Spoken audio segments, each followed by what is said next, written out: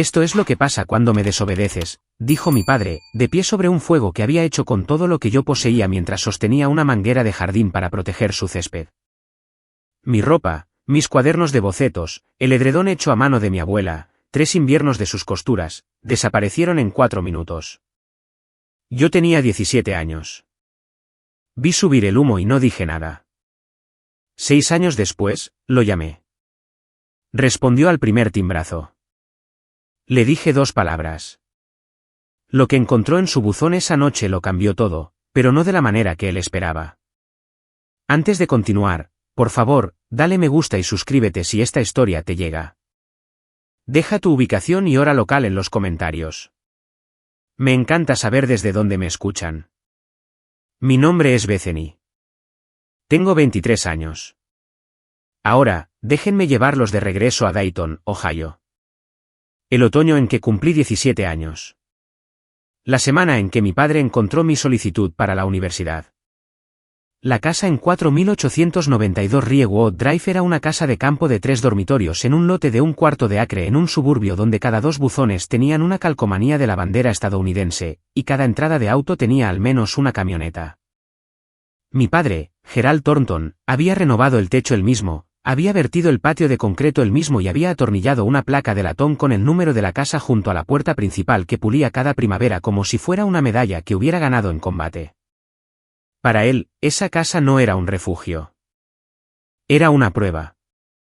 Prueba de que había hecho algo. Prueba de que era alguien. Prueba de que él estaba a cargo. Y dentro de ella, lo estaba.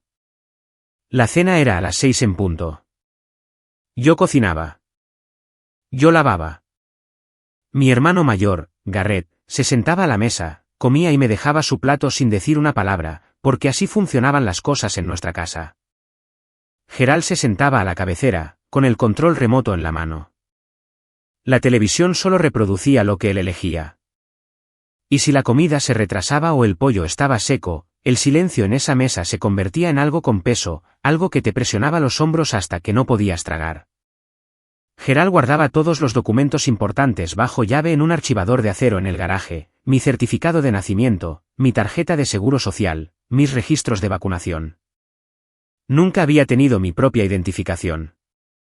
Una vez que le pedí mi número de seguro social, lo necesitaba para una solicitud de trabajo a tiempo parcial en la cafetería de la Ruta 48.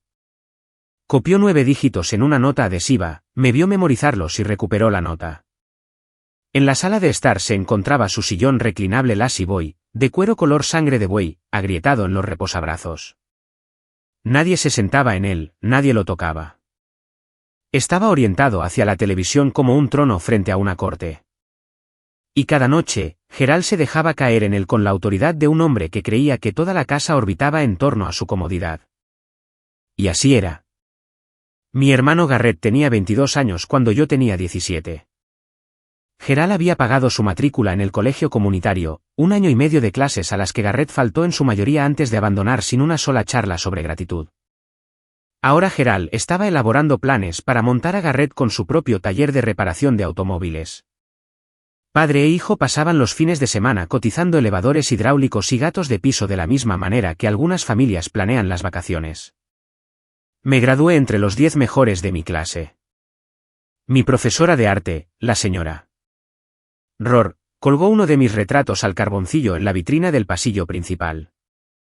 Mis calificaciones en matemáticas eran lo suficientemente altas como para que la consejera vocacional imprimiera una lista de universidades y me la deslizara sobre su escritorio con una mirada esperanzadora. Llevé esa lista a casa doblada dentro de mi libro de texto. Después de la cena, con los platos recogidos, la puse sobre la mesa frente a Gerald. Él no la recogió. Universidad, dijo, no como una pregunta. ¿Para qué? Negocios, dije. ¿O contabilidad? Él se echó hacia atrás. Una chica va a la universidad, obtiene un título, luego se casa y el título se queda en un cajón. ¿Quieres deber $50.000 por un pedazo de papel en un cajón?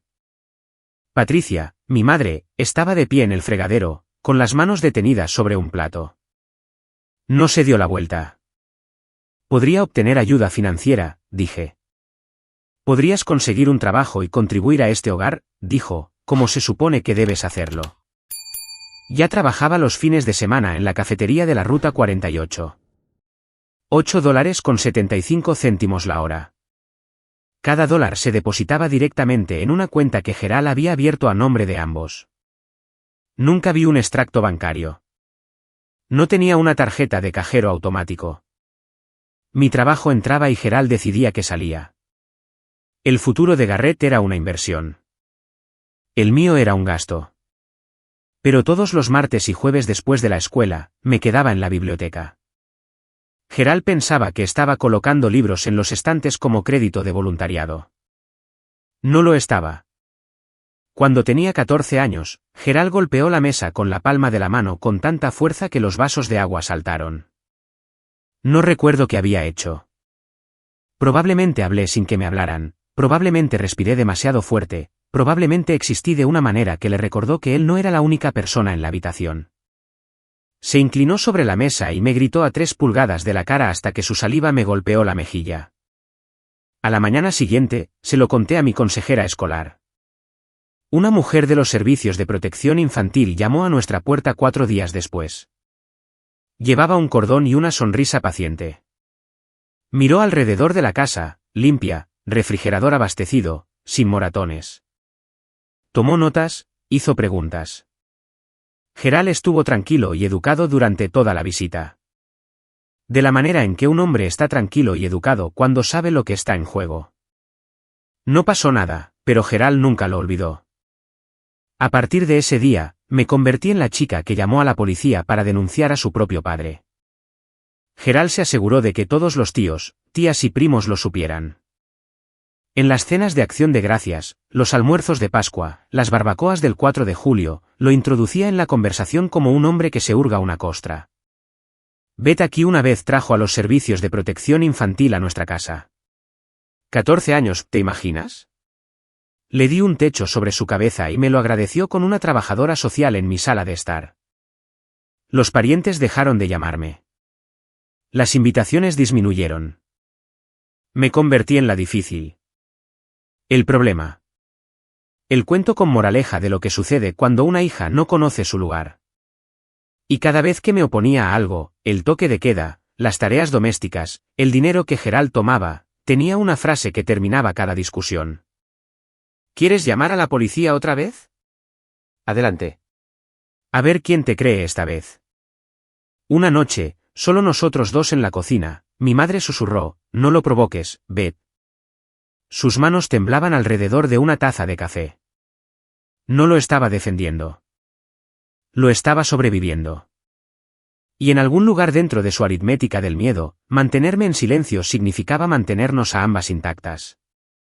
En la pared de la sala de estar colgaba un retrato familiar enmarcado.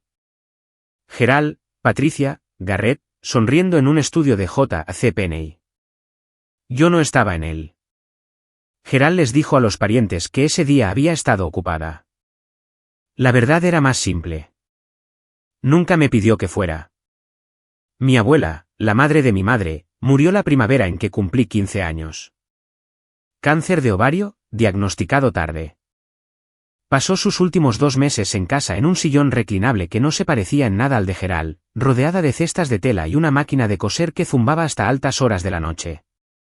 El edredón que me dejó era un mosaico de retazos de algodón de ropa que ambas habíamos usado, una manga de la camisa de mi excursión de 4º grado, un dobladillo del vestido que usó en mi graduación de jardín de infantes. Trozos de viejos camisones de franela y blusas heredadas superpuestas y cosidas en algo que contenía calor de la única manera en que pueden hacerlo las cosas hechas a mano. Había metido bolsitas de lavanda en las costuras. 2 años después de su muerte, todavía podía olerlas. Cada noche, me subía ese edredón hasta la barbilla y sentía durante 10 segundos que pertenecía a alguien que se alegraba de que yo existiera. Mi abuela fue la única adulta que me dijo claramente, eres lista con los números, Bethany. Tienes que ir a la escuela. Prométemelo. Lo prometí. Y así, en esas tardes de martes y jueves en la biblioteca de la escuela, no estaba haciendo voluntariado. Estaba sentada en una computadora pública abriendo la página de admisiones del Sinclair Community College y llenando una solicitud campo por campo, guardando mi progreso, borrando el historial del navegador antes de cerrar la sesión. Usé la dirección de la escuela para la correspondencia. Puse a la señora Rohr como referencia. Escribí mi ensayo personal sobre el edredón, sobre alguien que construye algo hermoso con retazos, sobre la paciencia como una forma de amor. No se lo dije a nadie. Lo que no sabía era que Gerald había configurado notificaciones para padres en el sistema de red de la escuela, algo que había exigido después de la visita de los servicios de protección infantil, enmarcado como mantener un control sobre su uso de Internet. Cada semana, el sistema marcaba las categorías de actividad y enviaba un resumen por correo electrónico al padre registrado. La semana que accedí a los recursos de solicitud de la universidad 4 veces, Gerald recibió una alerta. Llegué a casa un jueves por la noche y supe que algo andaba mal antes de llegar a la cocina. La televisión estaba apagada. Gerald estaba sentado en el lazy boy, pero no estaba reclinado. Estaba erguido, con ambos pies apoyados en la alfombra, las manos descansando en los reposabrazos como un hombre a punto de dar un veredicto. La casa estaba en silencio de una manera que el silencio no debería estar, cargado, presurizado, el tipo de silencio que hace que te zumben los oídos. Siéntate, dijo. Me senté en el sofá frente a él. Todavía tenía la mochila puesta. Podía sentir la cremallera presionando mi espalda. Recibí un correo electrónico de la escuela, dijo. Su voz era baja y constante, lo que era peor que gritar. Gritar significaba que la tormenta ya había llegado. Esta voz significaba que todavía se estaba gestando. Recursos de solicitud de universidad. 4 visitas esta semana. Se me secó la boca.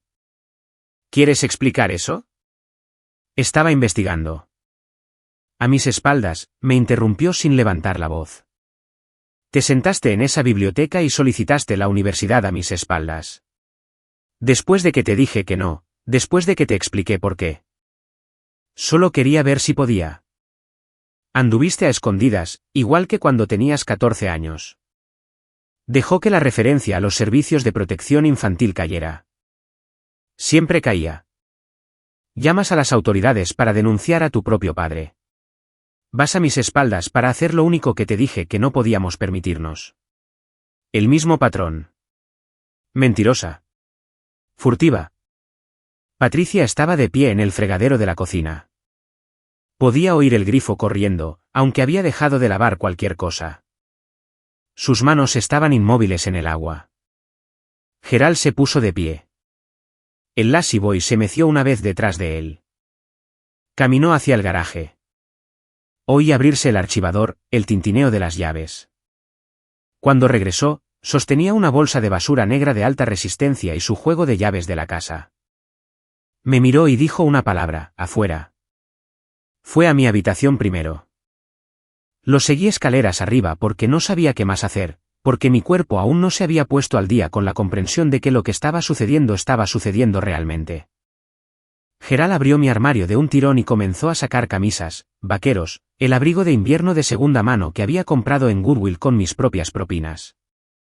Los metió en la bolsa de basura como un hombre que recoge hojas en otoño. Mecánico, minucioso, sin dudar. Mis cuadernos de bocetos fueron los siguientes. 3 años de retratos al carboncillo, naturalezas muertas, el dibujo que la señora Rohr había exhibido en el pasillo de la escuela.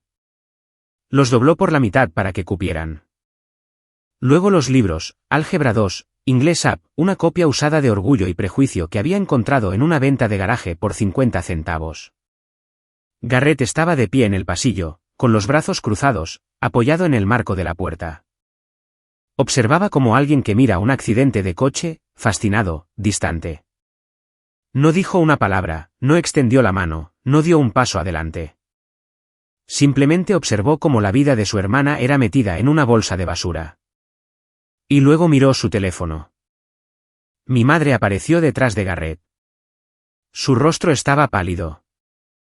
Gerald, por favor. Cierra la boca, dijo sin darse la vuelta, o la tuya es la siguiente.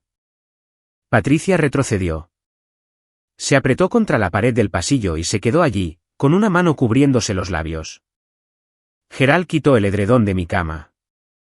Algo eléctrico recorrió mi pecho. Eso no, dije.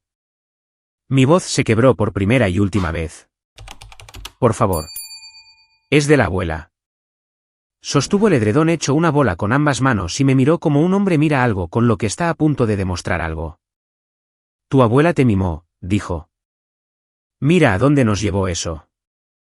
Se llevó todo abajo, a través de la cocina, por la puerta trasera.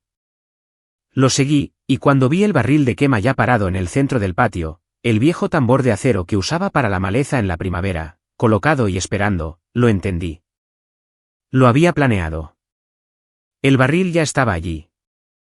Gerald volcó la bolsa de basura en el barril. Mi ropa, mis libros, mis cuadernos de bocetos, cayeron como si no fueran nada. Cogió la botella de plástico de líquido para encendedores de la mesa del patio. También había preparado eso. Lo roció todo. El olor químico cortó el aire de octubre. Luego sacó un encendedor de largo alcance del bolsillo de su camisa, lo encendió una vez y acercó la llama al borde de una camisa de algodón. El fuego prendió rápidamente. Me quedé a 6 pies de distancia y vi cómo 17 años de pertenencias se enroscaban y ennegrecían dentro de un tambor de acero en el patio trasero de mi padre. Páginas de bocetos se convirtieron en cenizas. La tela se encogió y se partió. El líquido para encendedores hizo que las llamas saltaran lo suficientemente alto como para sentir el calor en mis antebrazos. Luego dejó caer el edredón. El mosaico de algodón, los cuidadosos cuadrados de mi abuela, las bolsitas de lavanda, la suave franela de los camisones que había usado a los 7, 10 y 12 años, prendieron por una esquina y se extendieron hacia adentro. Los colores se tensaron, luego desaparecieron. Todo se consumió en menos de 4 minutos. Gerald sostenía la manguera de jardín en la otra mano. No por mis cosas, por su césped, en caso de que las chispas se desviaran. En la casa de al lado, vi a la señora Ruth Delano de pie en su porche trasero. Tenía 70 años, cabello blanco, ambas manos presionadas contra su boca. Estaba mirando a través de la cerca de alambre, y no apartó la vista. Gerald se volvió hacia mí. Levantó la voz, no para mi beneficio, sino para el vecindario. Esto es lo que pasa cuando me desobedeces. Me quedé mirando el humo. Se elevó en una delgada línea gris por encima de los tejados y se desvaneció en un cielo que era demasiado azul para importarle. No dije nada, no porque no tuviera nada que decir, sino porque ya había dicho mi última palabra en esa casa. Él pensó que me estaba dando una lección. Tenía razón, solo que no la que pretendía. Esa noche, me acosté en un colchón desnudo en una habitación que olía a líquido para encendedores y arrepentimiento. Sin edredón, sin cuadernos de bocetos en el escritorio, sin abrigo de invierno en el armario. Gerald había cerrado la puerta principal a las 9, como siempre. El cerrojo que él mismo había instalado, con llave por ambos lados, para que nadie saliera sin su permiso. Alrededor de las 11, la puerta de mi habitación se abrió. Sin llamar, sin luz. Patricia se deslizó y se sentó en el borde del colchón. No habló de inmediato. Podía oír su respiración. Superficial, cuidadosa, la forma en que respiras cuando intentas no existir demasiado ruidosamente en una casa que castiga el sonido. Me puso un sobre blanco en la mano. Lo abrí con el brillo de la farola a través de las persianas. Dentro, mi certificado de nacimiento, mi tarjeta de seguro social y un delgado fajo de dinero en efectivo. $340 en billetes de 20 y 10. Dinero que había estado quitando de los presupuestos de la compra durante meses, tal vez años, escondiéndolo en lugares que Gerald nunca miraría porque Gerald nunca ayudaba con las compras. Vete, susurró. No vuelvas. Lo siento, Beth. Me apretó la mano una vez, luego se levantó, salió de mi habitación y cerró la puerta sin darse la vuelta. Porque si se daba la vuelta, lloraría. Y si lloraba, Gerald oiría, y si Gerald oía, el sobre desaparecería en el archivador, y esta única ventana estrecha se cerraría para siempre. Esperé 15 minutos. Luego abrí la ventana de mi habitación, en la planta baja, gracias a Dios, pasé las piernas por el alféizar y caí 3 pies en el patio lateral. Llevaba vaqueros, una camiseta y zapatillas. Nada más. Caminé hasta la casa de la señora Delano. 3 minutos. La luz del porche estaba encendida. Llamé 2 veces. Abrió la puerta, me miró a la cara y me hizo entrar sin hacer una sola pregunta. Salí de 4892 Riewood Drive con $340 y un sobre blanco. No sabía que 6 años después estaría de pie frente a esa misma casa sosteniendo una escritura con mi nombre. Gerald descubrió que me había ido a las 6:15 de la mañana siguiente cuando no había nadie en la cocina preparando el desayuno. No me buscó. En cambio, cogió el teléfono y empezó a llamar a la familia, tíos, tías, primos, toda la red de los Thornton y también del lado de Patricia, y dio una versión de los hechos tan pulida que pensarías que la había ensayado. Se escapó. En mitad de la noche, sin nota, sin explicación. Después de todo lo que he hecho, el techo, la comida, la ropa. Algunos chicos simplemente nacen ingratos. ¿Recuerdas lo de los servicios de protección infantil? La misma chica, el mismo patrón. La narrativa se arraigó de inmediato porque Gerald había pasado 3 años fertilizando el suelo. Los parientes que ya me habían catalogado como difícil ahora me ascendieron a caso perdido. Nadie me llamó. Nadie le preguntó a Patricia por mi versión. Nadie condujo buscando a una chica de 17 años que se había ido de casa en octubre sin abrigo. Por la tarde, Gerald había vaciado mi habitación.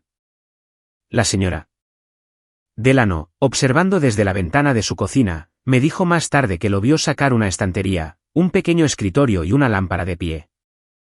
En 48 horas, la habitación albergaba un banco de pesas, un espejo de pie y alfombrillas de goma. El nuevo gimnasio en casa de Garrett. 17 años de mi existencia, borrados en un fin de semana. Gerald también llamó a la escuela y les dijo que me había trasladado para vivir con parientes. La secretaria lo registró sin seguimiento. Mi consejera vocacional, la que había impreso esa lista de universidades, nunca tuvo la oportunidad de preguntar a dónde había ido. La señora Delano me sentó en la mesa de su cocina esa primera mañana, me acercó un plato de huevos revueltos y me dijo, come primero, luego veremos qué hacemos. Sacó una guía telefónica de un cajón y encontró el número del refugio de servicios juveniles del condado de Montgomery. Me llevó allí ella misma en su Buick, y no lloró hasta que se alejó de la acera. Ese refugio se convirtió en mi dirección. Una litera, luces fluorescentes, un toque de queda a las 10 y otras 3 chicas que llevaban cada una su propia versión de la misma historia. El refugio olía a limpiador industrial y palomitas de microondas. Los colchones eran de vinilo. Las duchas funcionaban con agua tibia durante exactamente 7 minutos antes de que el temporizador las cortara. Compartía habitación con otras 3 chicas. Danielle, que dormía con los zapatos puestos. Mackenzie, que hablaba en sueños de alguien llamado Kyle.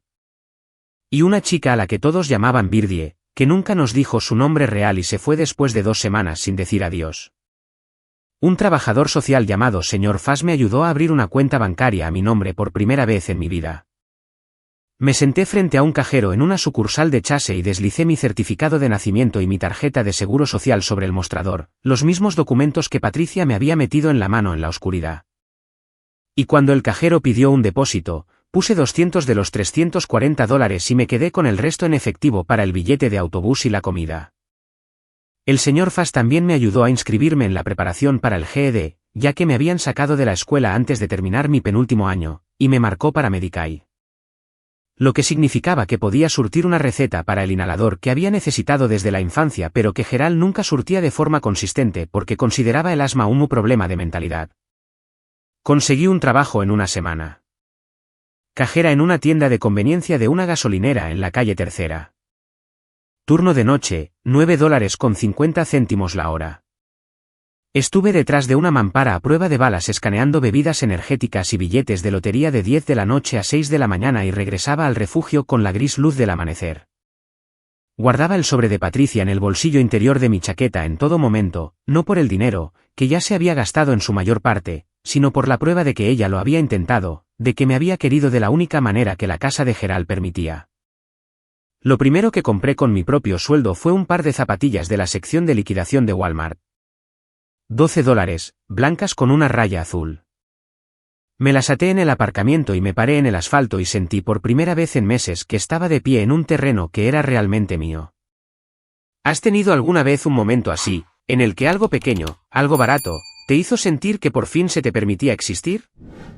Solía acostarme en esa litera del refugio y preguntarme, ¿por qué querer una educación contaba como desobediencia? ¿Por qué la ambición era una traición?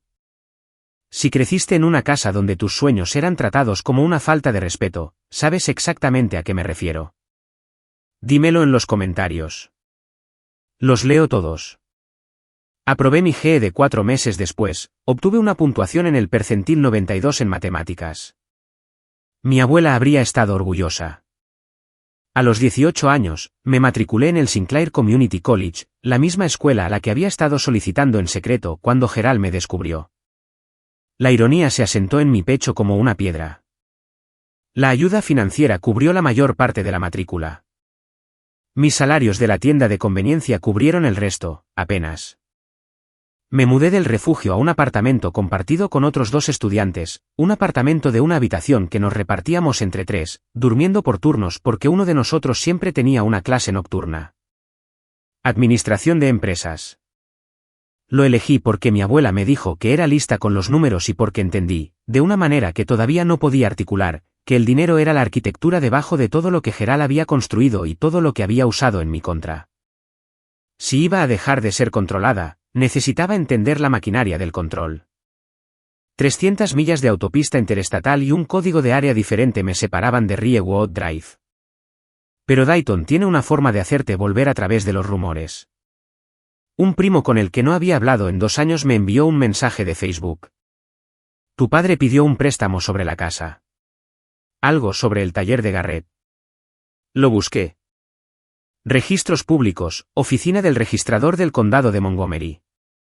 Gerald había obtenido una línea de crédito sobre el valor líquido de la vivienda, $85,000, garantizada con la casa de 4892 Riewood Drive. Los fondos se desembolsaron el mismo mes en que se registró una nueva entidad comercial en el estado, Thornton Anson Auto Repair LLC. ¿Y hijo? No he hija. No hay familia. Una tarde, mi ruta de autobús al campus pasó por la zona comercial de la avenida Linden. Y allí estaba, un letrero recién pintado con fondo azul y letras mayúsculas amarillas, Thornton Anson Auto, montado en un edificio que Gerald había alquilado con dinero prestado contra lo único de valor que poseía. $85,000 en el sueño de su hijo. $340 fue lo que mi madre pudo reunir para el mío. El año que cumplí 20, casi lo dejo. Tenía 2 trabajos, la tienda de conveniencia y un turno de limpieza de fin de semana en un Comfort Inn cerca de la enero del 75, mientras llevaba 15 horas de crédito en Sinclair. Mi alarma sonaba a las 5:30 todas las mañanas, y algunas noches no me dormía hasta la 1. Comía ramen y sándwiches de mantequilla de cacahuete y sobras del desayuno continental gratuito que el hotel dejaba que el personal se llevara a casa en recipientes de poliestireno. Casi suspendo contabilidad 201. No porque no entendiera los débitos y los créditos, sino porque me quedé dormida durante el examen de mitad de periodo, me quedé dormida de verdad, con el bolígrafo en la mano, la cara en el escritorio, y me desperté con 20 minutos de sobra y un examen a medio hacer. Y luego llegó el mensaje de un primo, una captura de pantalla de algo que Gerald había publicado en Facebook. No lo tenía como amigo, pero la red familiar es porosa en los pueblos pequeños de Ohio. La publicación de Gerald decía: lamento decir que mi hija eligió las calles en lugar de la familia. Hice lo mejor que pude. Algunas personas no quieren ser ayudadas. Recen por ella. Debajo, 11 comentarios, parientes expresando simpatía por Gerald. Una tía escribió: hiciste todo lo que pudiste, Ger. Aprenderá por las malas. Nadie me preguntó. Nadie comprobó. Esa noche, después de mi turno de limpieza, me senté en el autobús a las 11 de la noche, con la frente contra la ventana fría, y lloré por primera vez desde el incendio. No fuerte, no dramático, solo lágrimas corriendo por el cuello de un polo de uniforme que olía a lejía y a la habitación de hotel de otra persona. Durante unos 10 minutos, me pregunté si Gerald tenía razón, si estaba perdiendo el tiempo, si el mundo era solo una serie de habitaciones controladas por hombres como él, y nunca encontraría una que fuera mía. Luego recordé las manos de mi abuela, el edredón, las costuras, 3 inviernos de paciencia. Eres lista con los números, Bethany. Tienes que ir a la escuela. Me sequé la cara con la manga. Me bajé en mi parada. Caminé a casa. Y a la mañana siguiente, volví a hacer el examen y lo aprobé. Terminé mi título de asociado el semestre que cumplí 21 años. No con honores, no con fanfarria, solo un diploma en una carpeta de cartón y el conocimiento silencioso de que nadie me había regalado un solo crédito. El título me llevó a un trabajo en una compañía de títulos llamada Howell & Dean en la calle East Fifth. Nivel de entrada, $15 la hora. Mi trabajo era organizar documentos de cierre, verificar registros de propiedad y procesar búsquedas de títulos, el papeleo poco glamoroso detrás de cada transacción inmobiliaria en el área metropolitana de Dayton. Pilas de escrituras, liberaciones de gravámenes, asignaciones de hipotecas y expedientes de ejecución hipotecaria pasaban por mis manos todos los días. Aprendí a leerlos como un mecánico lee los códigos del motor, rápidamente, con precisión, buscando lo que no encajaba. La oficina era pequeña. 4 escritorios, una fotocopiadora que se atascaba 2 veces por semana, luces fluorescentes que zumbaban a una frecuencia que solo yo parecía oír. Pero era mía. Mi escritorio, mi nombre en el buzón, mis cheques de pago depositados en una cuenta que nadie más podía tocar. Linda Mars era una agente inmobiliaria que trabajaba en la suite de al lado. Tenía 45 años, cabello con mechas plateadas recogido en un moño bajo, y usaba gafas de lectura en una cadena que balanceaba como un lazo cuando pensaba. Empezó a fijarse en mí porque siempre era la última en el edificio. Una noche, se asomó por la puerta y dijo, «¿Todavía estás aquí?» «Me gusta leer los expedientes», dije, lo cual era cierto. Me miró por encima de las gafas. «Eres más inteligente que la mitad de los agentes que he contratado, ¿por qué no tienes licencia?» «Estoy en ello», dije, lo que aún no era cierto, pero se hizo cierto en el momento en que ella lo dijo. Linda empezó a ser mi mentora durante el café, el almuerzo, sobre pilas de análisis comparativos. Me enseñó a leer un vecindario, a calcular el valor líquido, a detectar una propiedad en dificultades antes de que llegara a los escalones del juzgado. En el sector inmobiliario, me dijo una vez, el papel es poder. Quien tiene la escritura tiene la verdad. Escribí eso en una nota adhesiva y la puse en mi escritorio. Se quedó allí durante 2 años. Aprobé el examen de licencia de bienes raíces de Ohio en mi primer intento 3 semanas después de mi 22 cumpleaños. Linda me contrató como agente junior en su correduría esa misma tarde. Ahora ganaba comisiones. No mucho al principio, pero lo suficiente como para mudarme a un estudio donde no tenía que dormir por turnos, y lo suficiente como para empezar a poner dinero en una cuenta de ahorros que revisaba cada domingo por la mañana con algo parecido a la incredulidad. Mientras tanto, 600 millas de trabajo duro me separaban de 4.892 Riewood Drive. Pero a los registros públicos no les importa la distancia. A través de mi compañía de títulos, tenía acceso a las mismas bases de datos del condado que había usado todos los días en Howell & Dean. No estaba buscando a Gerald. No lo necesitaba. Cuando trabajas en el sector inmobiliario en el condado de Montgomery, la información sobre cada propiedad, cada gravamen, cada incumplimiento, cada transferencia fluye por tu escritorio como agua. No tienes que ir a buscarla. Te encuentra a ti. Y lo que me dijo fue esto: Thornton Anson Auto estaba perdiendo dinero. Garrett había contratado a demasiada gente, había gastado demasiado en una renovación que nadie pidió y estaba sacando dinero de la cuenta del negocio para gastos personales, el alquiler de un Dodge Charger, viajes de fin de semana a Put-in-Bay con su novia. El taller llevaba abierto menos de 2 años y ya operaba con pérdidas. Gerald, en lugar de enfrentarse a su niño dorado, redobló la apuesta. Hizo una refinanciación con retiro de efectivo de la casa, consolidando la hipoteca original y la línea de crédito sobre el valor líquido de la vivienda en un único préstamo nuevo que elevó su deuda total en 4.892 Riewood por encima del valor de la casa. Sobre el papel, estaba bajo el agua. En su mente, estaba salvando el legado familiar. Una noche, conduciendo a casa después de una visita, pasé por la zona comercial de la avenida Linden. El letrero de Thornton and Son Auto todavía brillaba, pero dos de sus bombillas LED se habían quemado. La T y la O estaban oscuras. El letrero ahora decía HR Thornton and Son Auto. Era el tipo de detalle que un novelista inventaría, pero era real, y lo vi, y seguí conduciendo. La llamada telefónica llegó un domingo por la mañana, 6 meses antes de que todo cambiara. No reconocí el número. Casi no contesto. Estaba revisando comparables para una cita de listado. Pero algo me hizo deslizar el dedo. Beth. No había oído la voz de mi madre en 4 años. Era más delgada de lo que recordaba, tensa como un alambre que lleva demasiada corriente. Mamá. Estoy llamando desde el teléfono de Ruth. La señora Delano. Por supuesto. Patricia no tenía un teléfono que Gerald no pudiera revisar. Ruth me dio tu número hace mucho tiempo. ¿Es que? No sabía si contestarías. ¿Contesté? Silencio. Luego, tu padre está bajo mucho estrés, Beth. El taller no va bien. Está bebiendo más. Garrett ya no viene mucho por aquí. No me pedía dinero. No me pedía que volviera. Solo hablaba.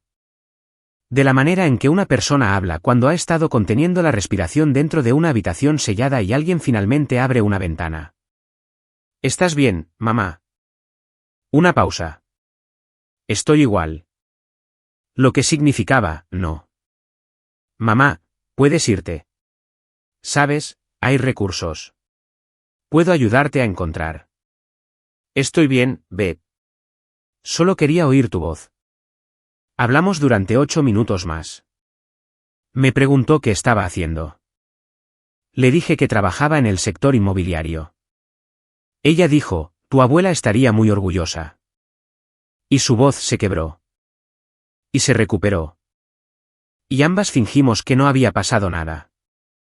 Después de colgar, me senté en el suelo de mi apartamento durante 10 minutos mirando la pared. Pensé en llamar a Gerald. No lo hice. Pensé en llamar a Garrett. No lo hice. Pensé en conducir a Dayton y llamar a la puerta principal de 4892 Riewood y decir: ¿Qué? ¿Qué le diría a un hombre que quemó mis cosas y durmió bien esa noche?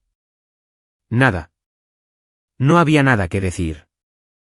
3 meses después, estaba sentada en mi escritorio revisando la lista semanal de ejecuciones hipotecarias publicada por la Oficina del Registrador del Condado de Montgomery, una tarea que hacía rutinariamente como parte de mi trabajo, buscando oportunidades de inversión para los clientes de Linda.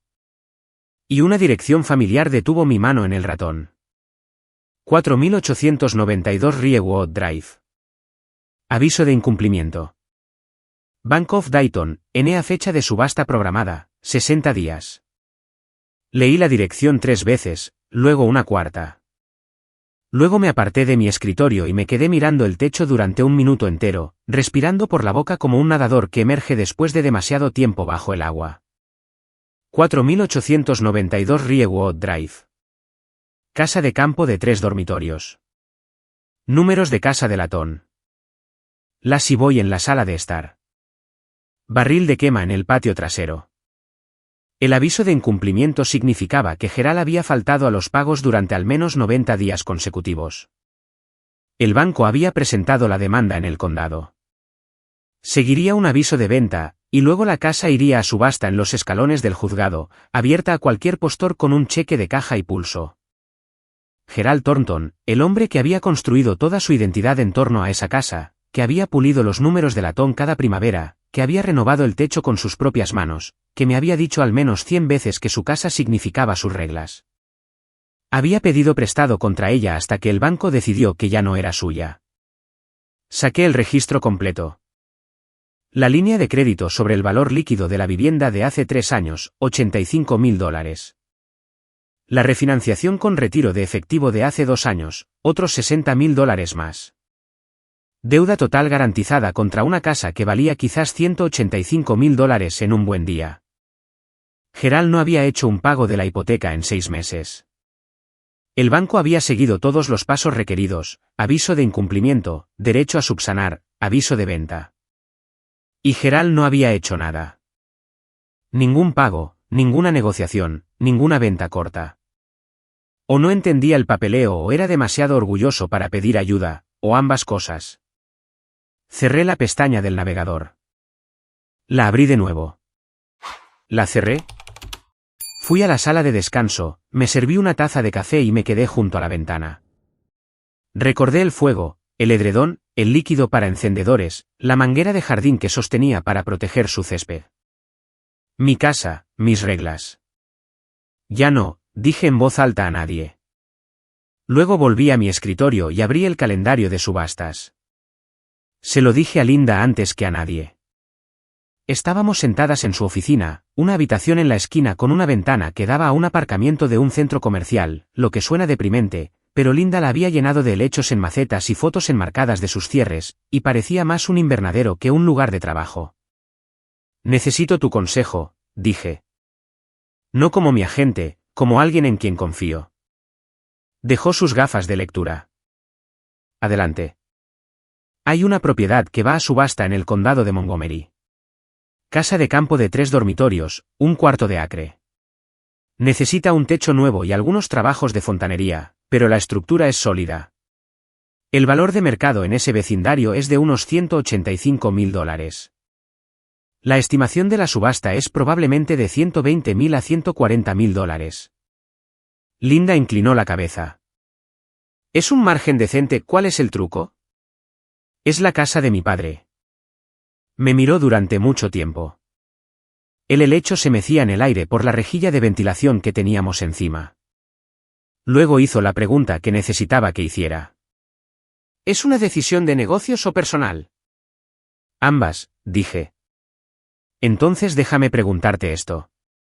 Si esta fuera cualquier casa propiedad de cualquier extraño a ese precio en ese código postal, ¿la comprarías? Ya había hecho los números. Compra en subasta, aproximadamente $130.000. Costos de cierre y honorarios de título, quizás $4.000. Reparaciones estimadas, techo, calentador de agua, alguna actualización de fontanería, $15.000 a $20.000. Costo total de alrededor de $155.000. Valor de mercado después de las reparaciones, $185.000 a $190.000. Más de $30.000 en capital acumulado desde el primer día. Sí, dije. La compraría. Entonces ya tienes tu respuesta. Hizo una pausa. Pero Bethany, asegúrate de que estás comprando una casa, no comprando una pelea. Estoy comprando una casa, dije. Si además resulta ser la casa donde mi padre quemó todo lo que yo poseía, ese es su problema, no el mío. Linda me miró por encima de sus gafas. Luego asintió una vez, lentamente, de la manera en que lo hacía cuando un trato le parecía sensato. Te ayudaré con la preaprobación, dijo. No busqué esto, pero tampoco iba a mirar para otro lado. Pasé las siguientes 3 semanas preparándome de la manera que Linda me había enseñado, de la misma manera que me prepararía para cualquier propiedad de inversión, con las mismas hojas de cálculo y la misma diligencia debida. Porque si esto iba a funcionar, tenía que ser limpio. Hice la búsqueda de títulos yo misma. La escritura estaba solo a nombre de Gerald. Patricia no estaba en el título. Una decisión que Gerald había tomado cuando compraron la casa hace 24 años, afirmando que simplificaba las cosas. Lo que en realidad simplificaba era el control. Si la casa estaba solo a su nombre, Patricia no tenía voz ni voto en lo que le sucediera. No podía venderla, refinanciarla ni evitar que él pidiera préstamos contra ella. Era una invitada en su propia casa y siempre lo había sido. Verifiqué los gravámenes, la hipoteca original, la línea de crédito sobre el valor líquido de la vivienda, la refinanciación con retiro de efectivo, todo garantizado por la propiedad, todo en incumplimiento. Confirmé la fecha de la subasta, la ubicación, el Tribunal de Causas Comunes del Condado de Montgomery, y el requisito de depósito, un cheque de caja por el 10% de la oferta inicial pagadero en el momento de la venta. Obtuve la preaprobación para un préstamo de propiedad de inversión a través de una cooperativa de crédito local con la que Linda había trabajado durante años. Combinado con mis ahorros, 4 años de cheques de comisión, turnos en la gasolinera, salarios de limpieza de hotel, cada dólar que había ganado desde el día en que salí por la ventana de esa habitación, tenía suficiente para el depósito y algo más. La noche antes de la subasta, no pude dormir. Me senté en el suelo de mi apartamento con una taza de té y la única fotografía que aún conservaba de mi antigua vida, una Polaroid de mi abuela sosteniéndome a los 5 años, tomada en un picnic de la iglesia.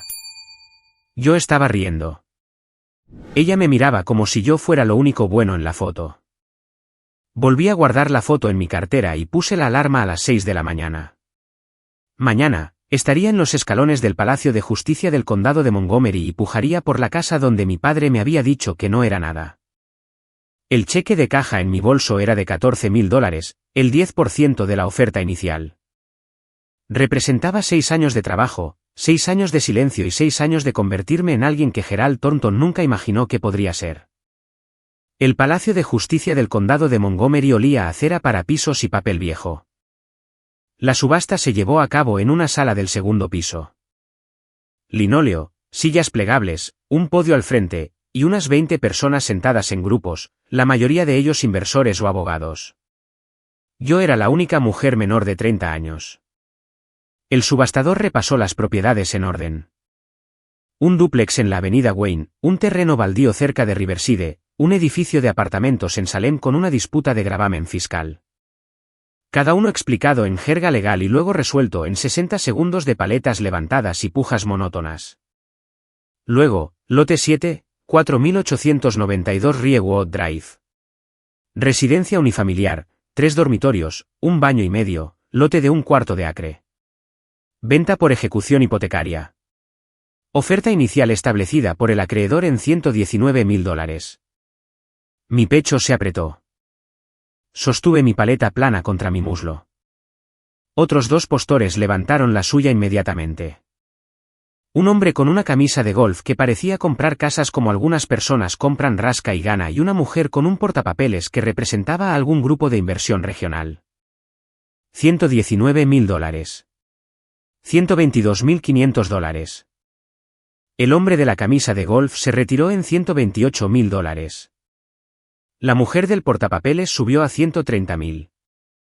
Levanté mi paleta. $131,000. La mujer del portapapeles me miró, luego a su hoja de cálculo, luego negó con la cabeza. El subastador esperó. Silencio en la sala como una respiración contenida. Vendido. $131,000. Postor número 7. Caminé hacia la mesa del secretario y firmé. El bolígrafo era barato. De bola azul del juzgado, del tipo que cuesta 12 centavos al por mayor. Pero cuando escribí Bethany Thornton en el acuerdo de compra, mi mano estaba firme. La secretaria miró el nombre, luego el nombre en el expediente de ejecución hipotecaria. Thornton y Thornton. Me miró. Le devolví la mirada. Selló el documento sin comentarios. Gerald había dejado pasar todas las oportunidades para salvar la casa.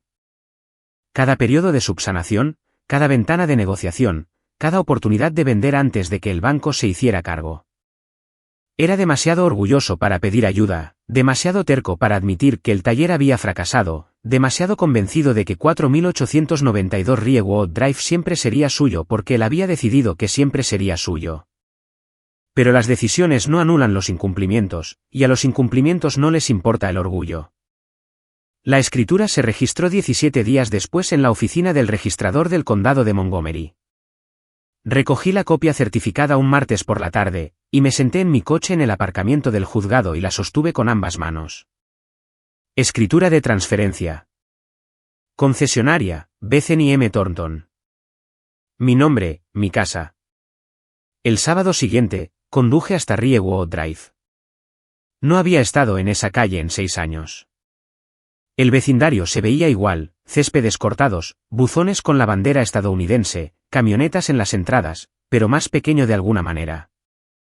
De la manera en que los lugares de la infancia siempre se encogen cuando regresas como adulto, con diferentes medidas. Aparqué al otro lado de la calle de 4892. Los números de latón de la casa estaban deslustrados. Gerald no los había pulido. El hormigón del patio que él mismo había vertido tenía una larga grieta que lo atravesaba. El césped estaba cortado, sin embargo. Por supuesto que lo estaba. Gerald dejaría que el techo se pudriera antes de dejar que la hierba creciera más de 2 pulgadas. Estaba afuera, de hecho, empujando una cortadora de césped en líneas rectas, usando la misma camisa de franela que había usado el día que quemó mis cosas. No me vio. Salí de mi coche. Me paré en la acera frente a la casa, su casa, mi casa, y le pedí a una mujer que paseaba a su perro que me tomara una fotografía. Sonrió y accedió. En la foto, estoy de pie frente a los números de latón, 4892 visibles sobre mi hombro izquierdo.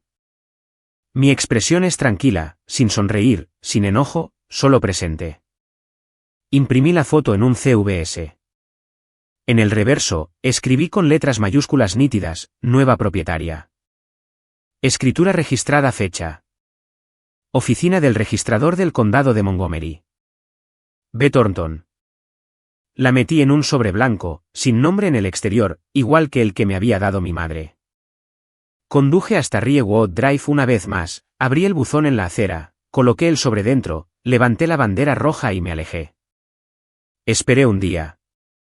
Quería que él encontrara el sobre primero, que sostuviera la fotografía, que leyera el reverso, que sintiera el suelo moverse antes de oír mi voz. Domingo por la tarde, 4:17 de la tarde. Estaba sentada en mi apartamento en la mesa de la cocina, con las manos cruzadas, el teléfono frente a mí. Lo cogí y marqué el número que nunca había borrado. Sonó una vez. Un timbrazo. Eso fue todo lo que se necesitó. Bethany. Su voz era diferente. Más vieja, más áspera en los bordes, como papel de lija que se ha usado demasiadas veces. Pero había algo más en ella. Algo que no había esperado. Sonaba como un hombre que había estado esperando junto al teléfono pero que nunca lo admitiría.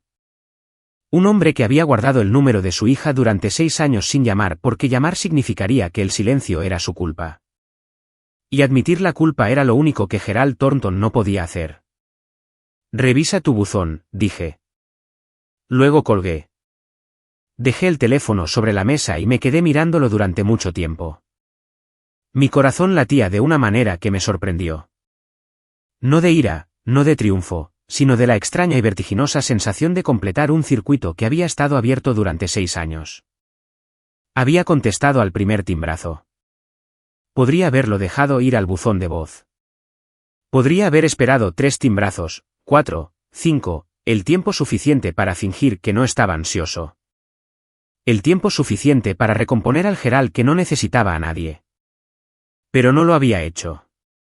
Había cogido el teléfono como un hombre que alcanza algo que teme que desaparezca. No sabía qué haría después. No sabía si se enfurecería o lloraría o conduciría hasta mi oficina o se sentaría en el porche en silencio.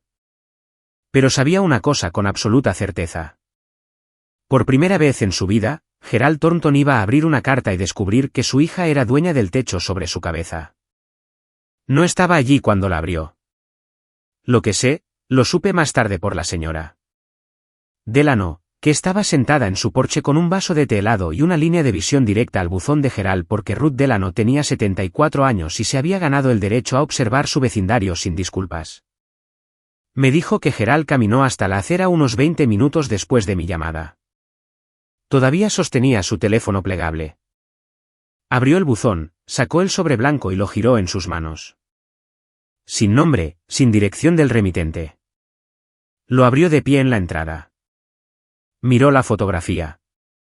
Ruth dijo que se quedó muy quieto, del tipo de quietud que solo ocurre cuando el cuerpo está procesando algo que la mente aún no ha alcanzado. Miró el anverso, luego lo volteó y leyó el reverso. Ruth dijo que su mano cayó a su costado. El sobre revoloteó hasta el pavimento.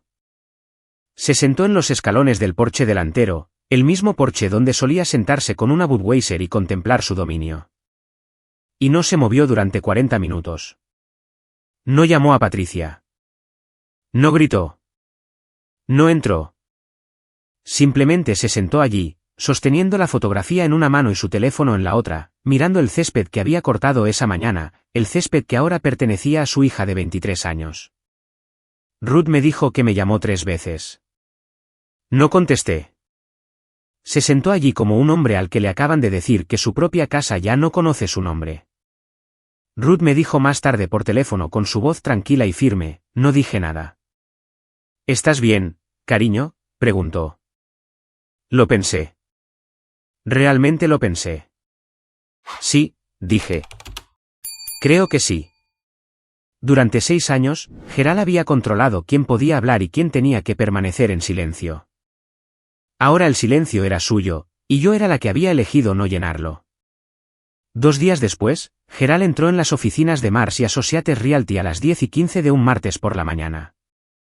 Yo estaba en mi escritorio, con mi segunda taza de café, revisando un acuerdo de listado para una propiedad en la avenida Huffman. Linda estaba en su oficina con la puerta abierta.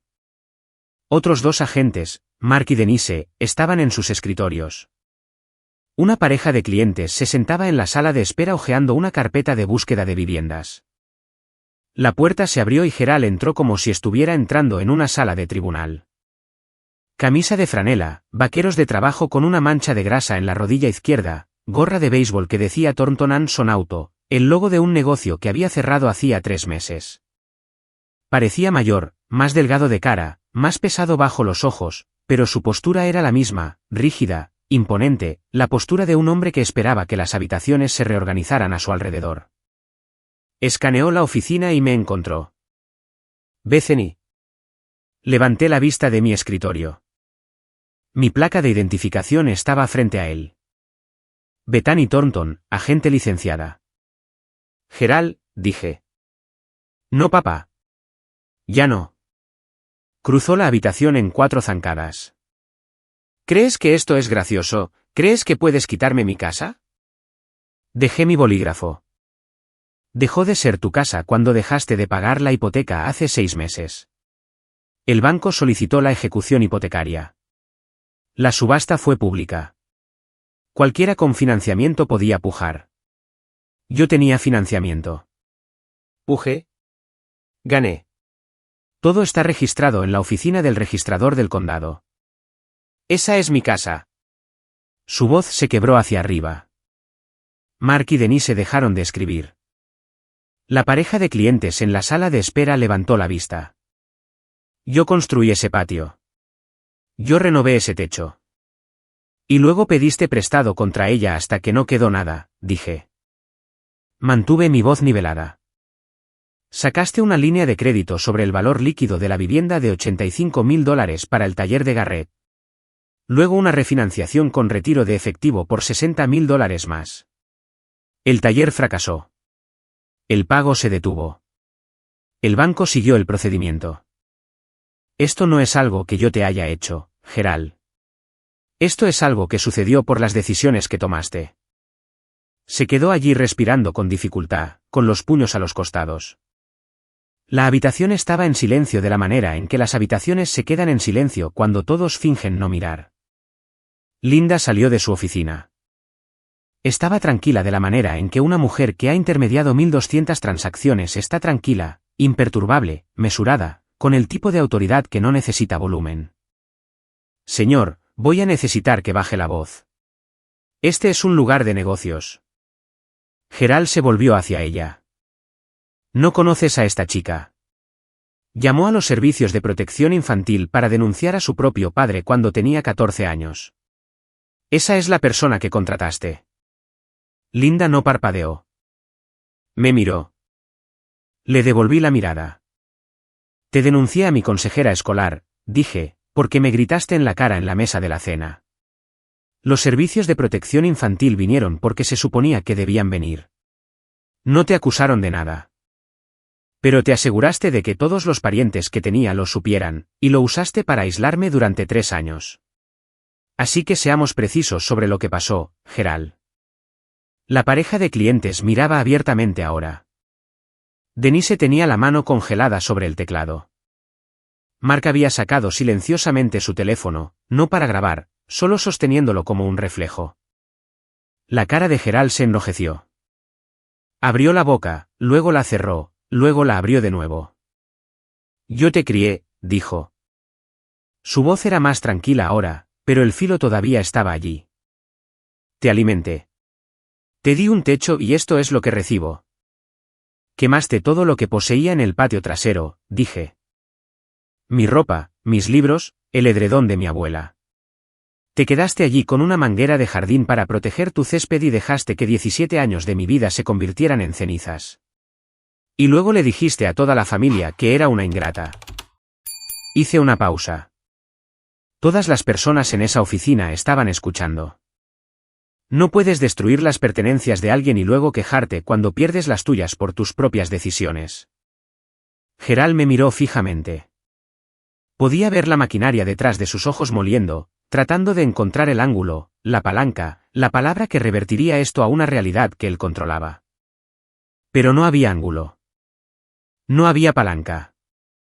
La escritura estaba registrada. La subasta era legal. Los números eran públicos. Tienes 30 días, dije. Plazo de desalojo estándar según la ley de Ohio. No lo acortaré. No lo extenderé. 30 días.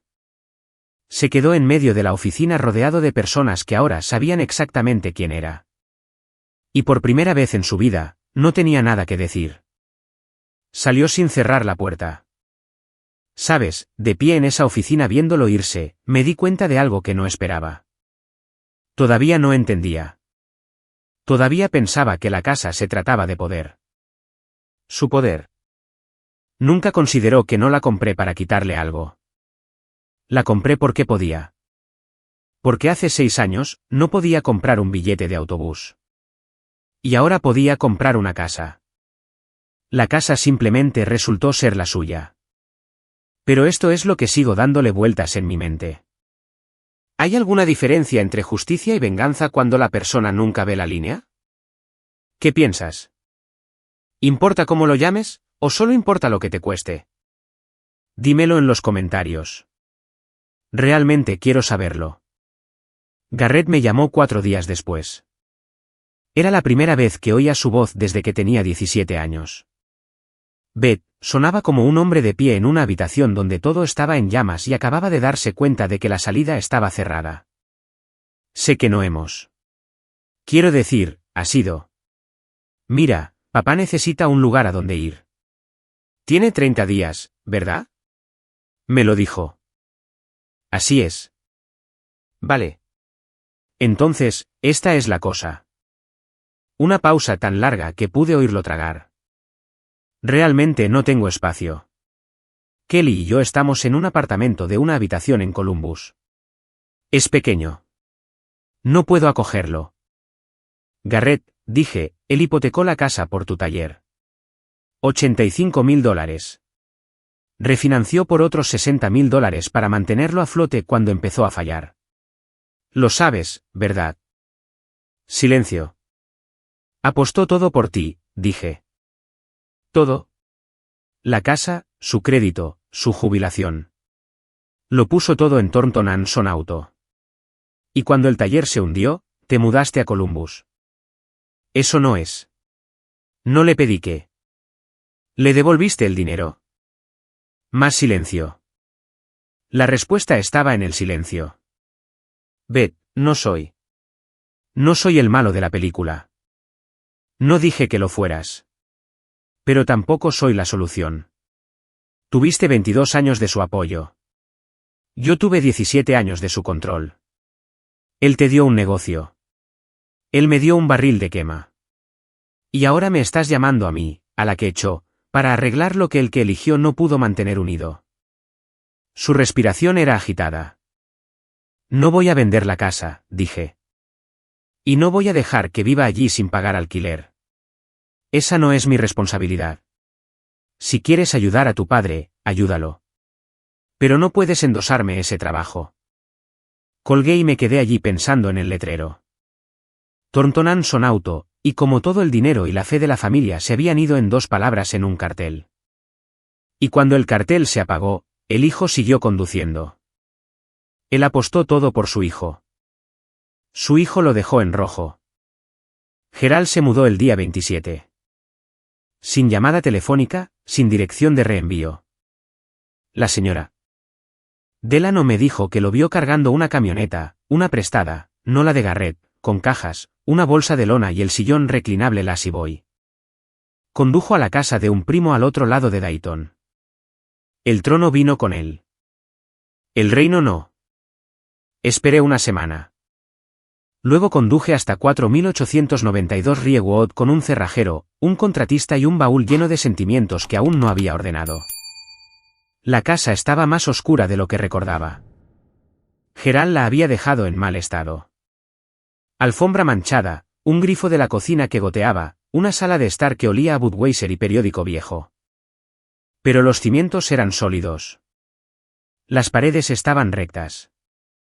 Los cimientos no se habían agrietado, aunque el hombre que vivía encima sí lo había hecho. Recorrí cada habitación tomando notas para el contratista. Techo nuevo, calentador de agua, actualizar la fontanería en el baño del pasillo, repintar. Era un proyecto, no un milagro. El tipo de casa en la que había aprendido a ver potencial porque Linda me enseñó a mirar más allá de la superficie. Luego llegué al dormitorio trasero. Mi antigua habitación. La que Gerald había convertido en el gimnasio de Garrett. El banco de pesas no estaba. El espejo no estaba. Pero en la esquina, detrás de una puerta corredera de armario, había un estante que Gerald aparentemente no se había molestado en mirar porque asumió que estaba vacío. No lo estaba. Encontré una caja de zapatos Nike, aplastada y polvorienta.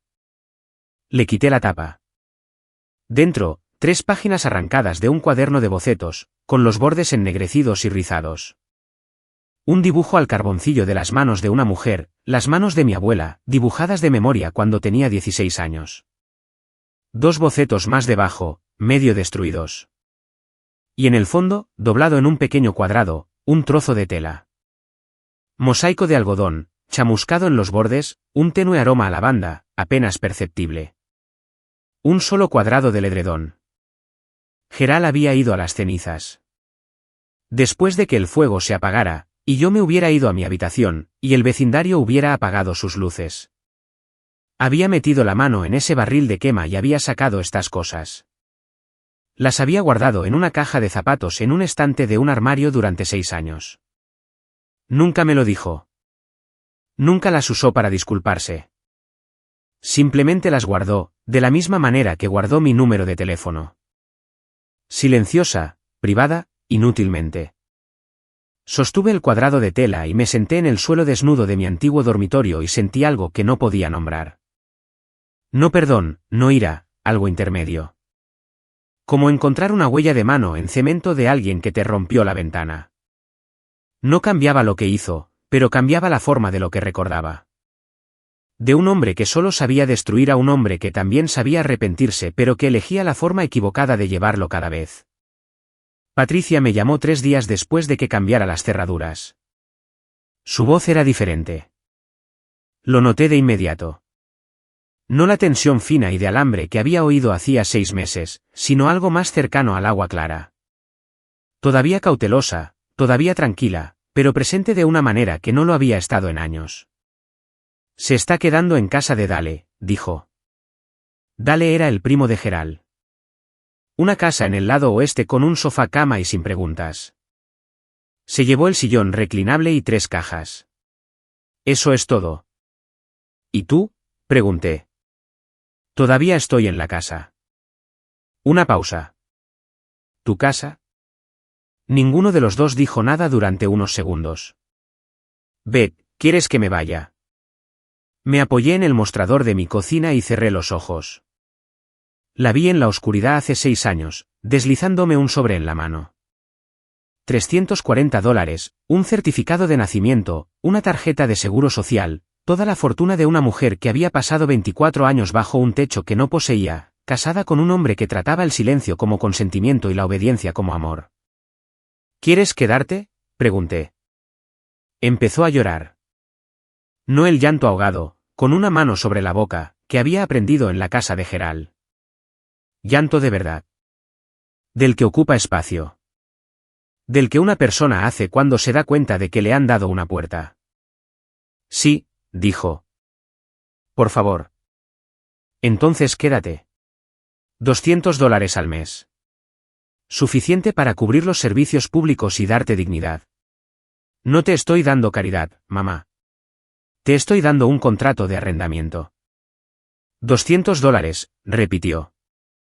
Voy a arreglar el techo el próximo mes. El fontanero viene el jueves. ¿Y mamá? Hice una pausa. Su nombre ya no está en nada. Ni en la escritura, ni en el buzón, ni en las reglas. Lloró de nuevo. Pero esta vez fue el tipo de llanto que haces cuando se levanta un peso y tu cuerpo aún no sabe cómo ser tan ligero. Debería haber hecho más, Beth. Lo sé. Me diste el sobre, mamá. Eso fue suficiente para empezar. Esa noche, por primera vez en 24 años, Patricia Thornton durmió en una casa donde la puerta principal estaba sin llave, porque la persona que poseía el cerrojo era su hija, y su hija creía en las puertas que se abren desde adentro. Pasé los siguientes 4 fines de semana en 4892 Riewood con una caja de herramientas, un contratista llamado Eddie que le debía un favor a Linda y una terquedad que aparentemente heredé de la única persona a la que menos quería parecerme. Arrancamos las viejas tejas y pusimos unas nuevas, de color gris carbón en lugar del marrón descolorido de Gerald. Elegí el color yo misma, de pie en el pasillo de pinturas de Loves durante 20 minutos, pasando mis dedos por las tarjetas de muestra. Repinté el exterior, de blanco suave con molduras de color azul pizarra, una paleta tan diferente del beige y el marrón de Gerald que la casa parecía una estructura completamente diferente desde la calle, que era el punto. Los números de latón de la casa se quedaron. Los limpié, sin embargo. Merecían algo mejor que el abandono. Dentro, Patricia y yo levantamos juntas la alfombra manchada y descubrimos pisos de madera debajo que Gerald había cubierto cuando se mudaron porque no le gustaba el sonido de los pasos. Los lijamos y los sellamos, y la casa se llenó del olor a poliuretano y nuevos comienzos, que no son el mismo aroma pero llegan en la misma estación. Convertí el dormitorio trasero, el gimnasio, el armario, la habitación que una vez había sido mía, de nuevo en un dormitorio. Pintura nueva, cortinas nuevas, y en la pared, en un simple marco de roble detrás de un cristal, colgué el cuadrado de tela del edredón que había encontrado en la caja de zapatos, con los bordes chamuscados y el aroma a lavanda desvanecido, preservado. La señora Delano vino un domingo con una bandeja de caléndulas y 2 bolsas de tierra para macetas. Nos arrodillamos juntas en el patio trasero, en el mismo lugar donde había estado el barril de quema, y plantamos flores. Naranja dorado, del tipo que vuelve cada año sin que se le pida. Él quemó cosas en este patio, dije. Ruth presionó la tierra alrededor de una plántula y sonrió. ¿Y tú las plantaste? Gerald llamó en octubre. 5 meses después de la subasta, un mes después de que florecieran las caléndulas. Estaba sentada en el porche delantero, mi porche delantero, tomando café y observando cómo el vecindario se instalaba en el tipo de quietud de la tarde que hace que los suburbios de Ohio parezcan pinturas. Los árboles de Riewood Drive estaban cambiando de color. La señora Delano saludó desde su patio. Patricia estaba adentro viendo la televisión. Lo que quisiera, tan alto como quisiera. Mi teléfono vibró. El número de Gerald. Lo miré durante 3 timbrazos. Luego contesté. Bethany. Su voz era grave y distancia. Gerald. Una pausa tan larga que pude oír a un perro ladrando a 2 calles de distancia.